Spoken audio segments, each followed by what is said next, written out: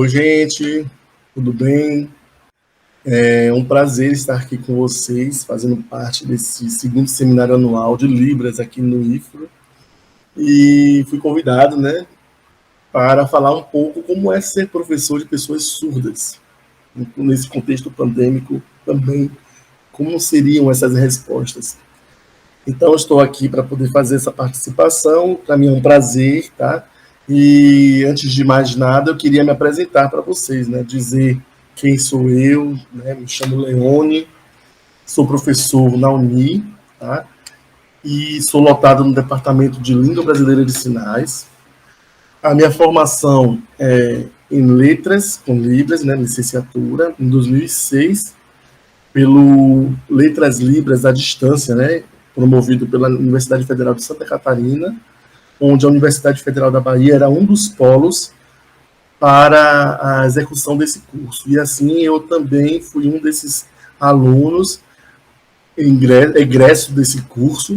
Me formei em 2012, tive que trancar um ano, né? E a primeira turma de 2006 formou-se em 2011, e eu precisei me formar com a segunda turma, que foi a turma de 2008. E assim eu estou na área de língua brasileira de sinais desde 98, onde eu aprendi Libras por causa de uma prima surda, né, Joelma, ela já faleceu, e eu conversava com ela através de mímica, né, sinais caseiros, produzido por ela, onde ela nomeava todas as pessoas da família, todas as coisas, todas as situações, ela criava sinais específicos para isso. Quando eu tive contato com língua brasileira de sinais pela primeira vez, foi na denominação religiosa, onde eu vi uma pessoa sinalizando para dois surdos, e assim me instigou a perguntar o que significava aquilo, se tinha alguma relação com os sinais criados pela Joelma para se comunicar. E aí a pessoa, né, o intérprete, ele falou para mim naquele momento, em junho de 1998, tinha 13 anos, falou para mim que o que eu conversava com a minha prima tratava-se de uma linguagem caseira, natural, criada por surdos, e o que ele estava conversando, né, passando para os surdos, era uma convenção linguística, se tratava de uma língua de sinais. Naquela época não existia ainda nem a lei de Libras, né? E aí, essa diferença me tornou, naquele momento, uma pessoa curiosa a querer investigar e dizer para mim mesmo, não, eu quero saber o que é isso. Porque se é uma língua e a minha prima não conhece, e eu também não conheço, eu quero aprender. Porque a visão que a minha família tinha dela naquela época era uma visão assistencialista, paternalista, sabe? Não era uma visão de que se tratava de uma pessoa que tinha uma língua. Então, essa curiosidade me fez estudar língua de sinais a partir daquele momento. No contexto religioso, eu tive todo o apoio, né, dessa pessoa e do grupo de estudos dele, aprendimos situações envolvendo o contexto religioso para lidar com surdos, e assim foi um momento muito rico que eu levo para a minha vida o tempo todo, essas informações, e gosto também de passar, né, que nós, a maioria dos professores, a maioria dos intérpretes, viemos do contexto religioso. Naquela época não existia tantos cursos de extensões como existem hoje, não existia tanta iniciativa voltada, né, para o aperfeiçoamento de professores, de intérpretes, como nós temos hoje. Então, as igrejas que tinham essa preocupação por conta do voluntariado, por conta da inclusão das pessoas com necessidades especiais. Então, eu gosto muito de destacar isso quando eu tenho a oportunidade de conversar com pessoas assim como eu estou conversando com vocês. Então, na Unir, eu comecei a trabalhar em 2015, tá? Fui aprovado no concurso para professor efetivo, e ingressei também no mestrado em 2016. Terminei meu mestrado em 2018, né, mestrado em letras, e faço parte do grupo de pesquisa integrador, e também o grupo de pesquisa em estudos de cultura, educação e linguagem, na Uni. Atualmente também eu faço doutorado, já estou estudando análise crítica do discurso e linguística sistêmica funcional, discursos de ódio envolvendo pessoas surdas. Então, esse é o meu objeto de trabalho. Não está definido ainda o corpus, mas nesse momento está indefinido, mas é sobre esse viés mesmo, da análise crítica do discurso, que é diferente da análise do discurso francesa. Tá? E aí, como é ser professor de pessoas surdas? Para responder essas questões, né, todos os desdobramentos que é lidar com essa especificidade, eu gosto de sempre voltar ao passado e usar como referência Michel Delpé. Se vocês não conhecem, Michel Delpé é conhecido como o pai dos surdos pelos bons feitos que ele proporcionou para a comunidade surda francesa. Com recursos próprios, ele criou um espaço onde podia se reunir com surdos e aprender com os surdos a língua francesa, a língua de sinais. Nesse tempo, as pessoas acreditavam que os surdos eram pessoas condenadas, porque eles não professavam, não se confessavam, por conta da surdez e impedia deles, né, falar. E a visão deturpada que essas pessoas tinham, Michel Delpé divergia e defendia que os surdos eram, sim, pessoas que tinham condições de serem salvas. Por meio da linguagem gestual, eles tinham condições de professar, de confessar, e questões religiosas fizeram com que Michel Delpé defendesse, divulgassem para as pessoas a potencialidade que o surdo tinha, naturalmente, né? E aí resultou na criação de um Instituto Nacional de Surdos Mudos, né? Naquela época chamavam mudos também, em Paris, e hoje, atualmente, é o Instituto Nacional de Jovens Surdos de Paris.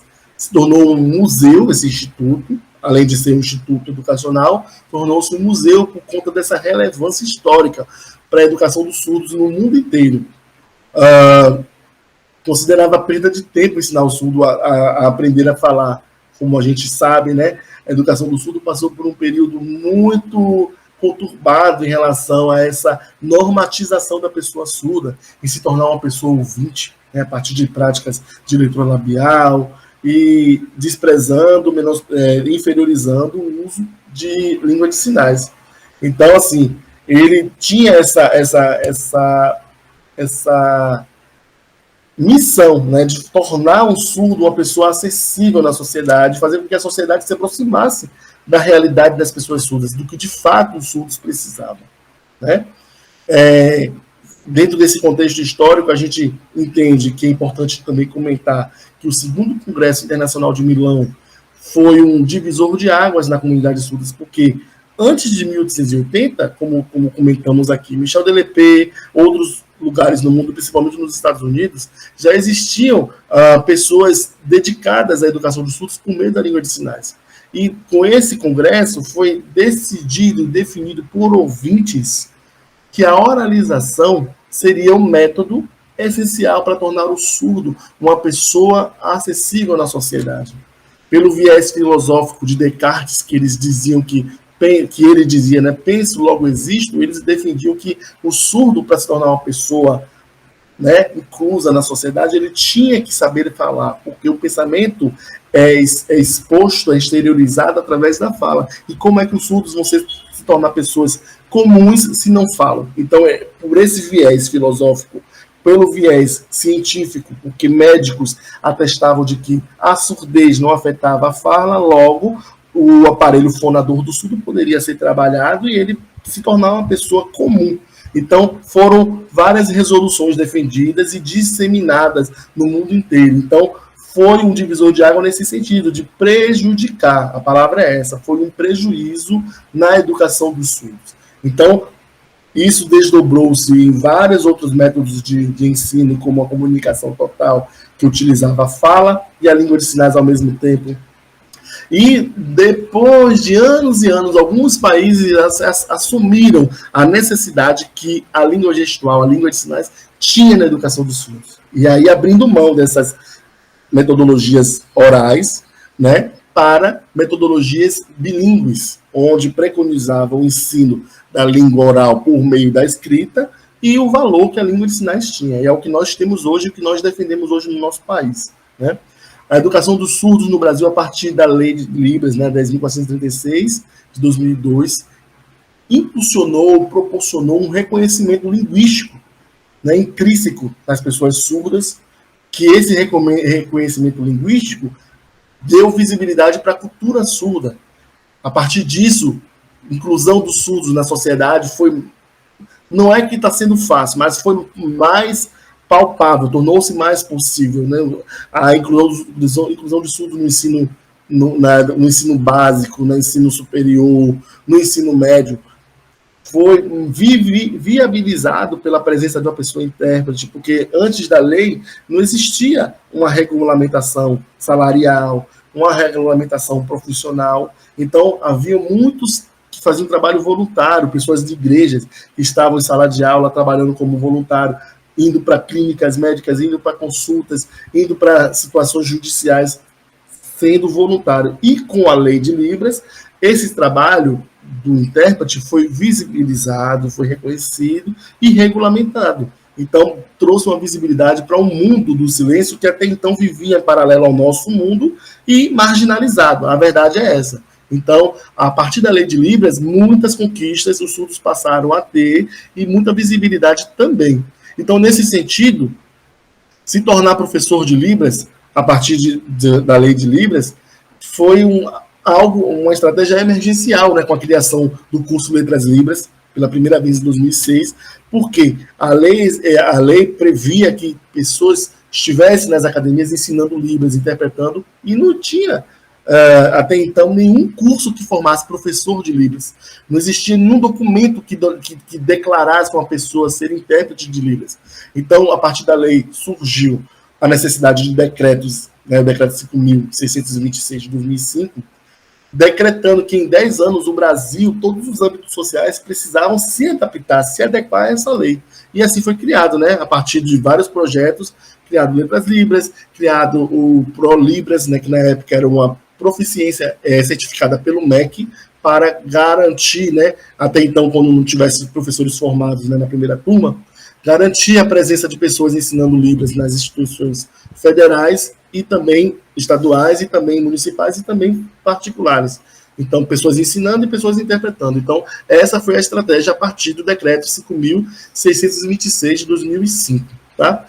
Em relação à forma de ensinar pessoas surdas, a gente gosta também de deixar claro que o processo natural de alfabetização é por meio da aquisição da língua materna, que é a língua de sinais do surdo, e que visualmente ele reconhece as palavras escritas e consegue memorizar um vocabulário básico. É assim que procede, né, com as pessoas surdas, assim analisando as palavras conhecidas, reconhece as semelhanças e os detalhes a partir das letras, consegue descobrir associações possíveis entre as formas gráficas e os respectivos sons.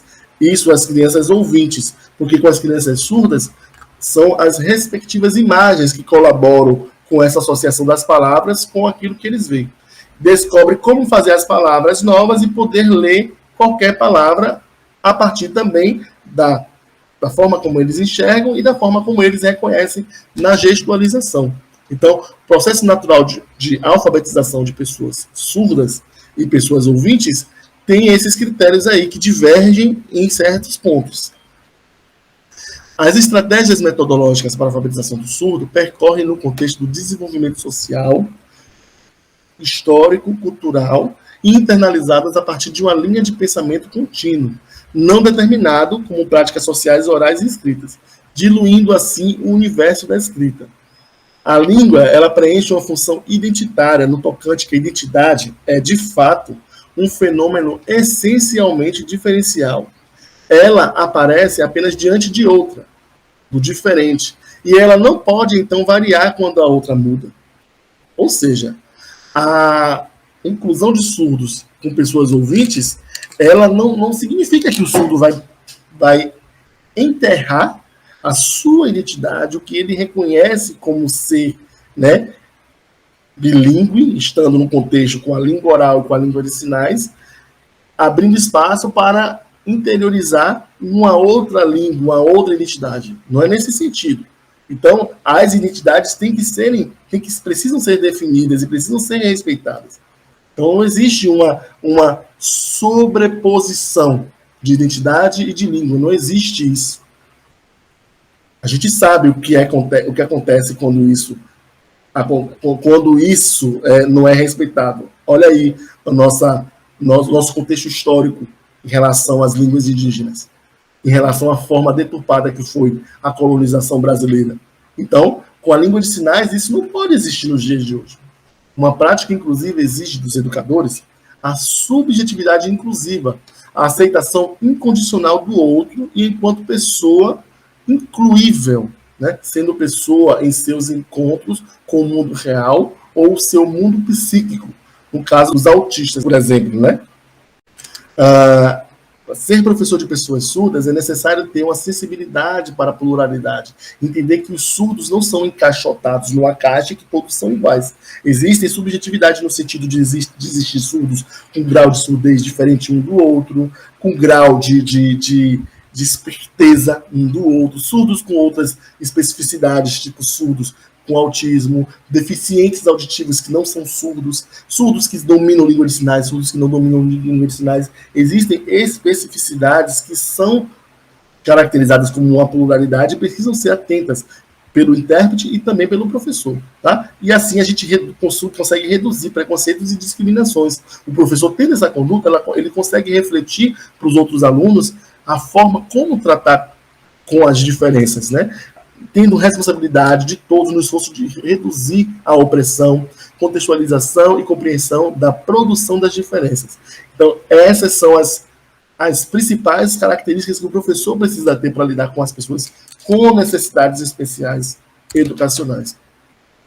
E, assim, incluir todas as pessoas, independentemente das diferenças ou dificuldades individuais, exceto em casos justificados. Proporcionar um planejamento educacional que leve em consideração a diversidade das características e necessidades de cada aluno, tanto surdo quanto ouvinte. Adotar uma prática centrada na inclusão do surdo, capaz de ir ao encontro das suas necessidades. Combater as atitudes discriminatórias, ser um facilitador na interação com os protagonistas do contexto educacional, ou seja, com aqueles alunos que necessitam de uma atenção, né, inclusiva, acessível, tanto na parte bilíngue, tanto na parte física. Então, ser uma pessoa empática nesse sentido, né? Contribuir para a criação de diálogos abertos e empáticos, diminuindo a tensão entre as relações com o intérprete, com o corpo docente, familiares, entre outros. Gente, me perdoe aqui que essa coxinha não está colaborando. Proporcionar uma educação adequada para as pessoas surdas, promover a eficiência numa ótima relação didática e metodológica de todo o sistema educativo. Então, ser professor de pessoas surdas, assim como qualquer especificidade ou pessoas ouvintes, a gente precisa ter essa descrição, essa característica em mente, né? E aí eu trago também informações em relação ao contexto pandêmico, né, que infelizmente nós fomos forçados a nos adaptar, né? Não houve um manual que nos instruíssem, que nos conduzissem como lidar com essa situação, né, contemporânea, contextual que nós estamos convivendo. Então, em relação à forma de lidar com a educação de surdos no contexto pandêmico, meio que obrigou que nós nos aperfeiçoássemos, obrigou que os alunos entrassem também dentro de um contexto midiático que a gente não tinha um incentivo, né? A gente não tinha incentivo, lidando com todas as especificidades, todas as diferenças sociais. A gente sabe que muitas pessoas não têm, nos dias de hoje, uma forma de lidar com essa situação, né? E aí a gente traz essas informações relacionadas a um contexto histórico de como as tecnologias da informação e comunicação eram mencionadas em documentos oficiais do nosso país, né? Documentos esses que tratam de educação. Então, segundo Mariano, alguns documentos oficiais da educação podem causar a falsa impressão de que há um longo tempo, né, desses documentos tratarem da questão da tecnologia no contexto educacional. E aí elas entraram no cotidiano da sala de aula. Porém, a concretização dessas sugestões, muitas vezes desprovidas de orientações práticas, depende não apenas de estarem ou não presentes em documentos. Daí a gente tem na LDB que o uso das tecnologias de informação e comunicação é indiretamente relacionado ao uso didático do professor, atendendo apenas à concepção normativa para o ensino de língua. No DCNEM, né, Documento Nacional envolvendo questões para o ensino médio, de 98, trata a questão das tecnologias relacionada ao desenvolvimento de técnicas e habilidades para o mercado de trabalho. No PCNEC, então são os parâmetros curriculares, né, para o ensino médio, trata das novas tecnologias da informação e comunicação, não no sentido geral, didático, de como o professor trabalhar essas informações no currículo, né? No PDE, no Plano de Desenvolvimento Educacional, né, ele preocupou-se com a qualidade dos índices de aproveitamento do ensino brasileiro do que as práticas pedagógicas. Perdão. Já no PNE, né, o Plano Nacional de Educação de 2004, né, até 2024, prevê a difusão das tecnologias no ensino básico da rede pública. Todavia, não existem orientações didático-metodológicas para o professor como lidar com essas tecnologias. Então, assim, existem várias orientações de como a gente deve lidar com essas especificidades, surdos, autistas, cadeirantes, cegos. Existem orientações, todavia, é algo subjetivo, algo que vai da empatia, algo que vai da sensibilidade humanística da pessoa, buscar conhecer a pessoa com as suas necessidades educacionais especiais, ou seja, ênfase em valores e competências amplas de conhecimentos socioemocionais. A educação é um processo de desenvolvimento humano que ocorre na aprendizagem 360 graus, ou seja, uma aprendizagem ampla, integrada, desafiadora. No mundo complexo de hoje, a escola precisa ser pluralista, mostrando visões, formas de viver e diferentes possibilidades de realização pessoal, profissional e social, que nos ajudem a evoluir sempre mais na compreensão, na vivência e prática cognitiva, emotiva, ética e de liberdade. Aprender é um processo ativo e progressivo. Como disse Peter Singer, em 2006, aprender é se tornar capaz de fazer o que antes não conseguíamos. É desenvolver um conjunto integrado de competências, de aprender a conhecer, a conviver, a ser e agir. A comunicação aberta em múltiplas redes é um componente-chave para a aprendizagem significativa, pelas possibilidades de acesso, de troca, recombinação de ideias, experiências e sínteses. O desafio da escola e também do professor é capacitar o aluno a dar sentido às coisas, compreendê-las, a contextualizá-las em uma visão mais integradora, ampla, ligada à sua vida. Temos baseado a educação mais no controle do que no afeto, não é verdade? Mais no autoritarismo do que na colaboração. Então, como é que você vai ser empático com essas questões se você não se coloca no lugar do outro? Não se coloca no lugar daqueles familiares que lidam com essas questões o dia a dia. Então, querendo ou não, nós acabamos assumindo uma carga de responsabilidade quando a gente lida com essas questões, especialmente com os surdos. Quando a gente trata de uma relação que envolve um intérprete de língua de sinais, uma relação que não pode haver muros, porque esse tripé envolvendo o intérprete, o professor e o aluno são essenciais para o desenvolvimento cognitivo, social e cultural daquele aluno surdo. Talvez o significado mais marcante do nosso trabalho enquanto professor e de maior alcance futuro seja simplesmente nosso modo de ser e agir enquanto equipe. Criar um ambiente onde o poder é compartilhado, onde os indivíduos são fortalecidos, onde os grupos são vistos como dignos de confiança e competentes para enfrentar os problemas. Tudo isto é inaudito na vida comum. Nossas escolas, nosso governo, nossos negócios estão permeados da visão de que nem o indivíduo nem o grupo são dignos de confiança. Terrível, né, gente? Roger diz que deve existir poder sobre eles, poder para controlar. O sistema hierárquico é inerente a toda a nossa cultura. Para concluir, eu trago uma citação de um livro chamado, né, Ensino de Língua Portuguesa para Surdos, no volume 1, na página 35, onde ele diz que essas considerações nos conduzem a entender que os obstáculos ou impedimentos que dificultam ou limitam a liberdade de acesso à comunicação e à informação são desafios e não barreiras, especialmente se tratando no ensino de língua portuguesa, né, como segunda língua, para pessoas surdas. E aí eu concluo, gente, a minha participação com essa citação maravilhosa do Rubem Alves, que para mim é uma meta, um slogan que eu carrego para a minha vida, que na profissão, além de amar, tem de saber. E o saber leva tempo para crescer. E nós sabemos que na profissão de professor não existe o alvo, o limite para o aprendizado.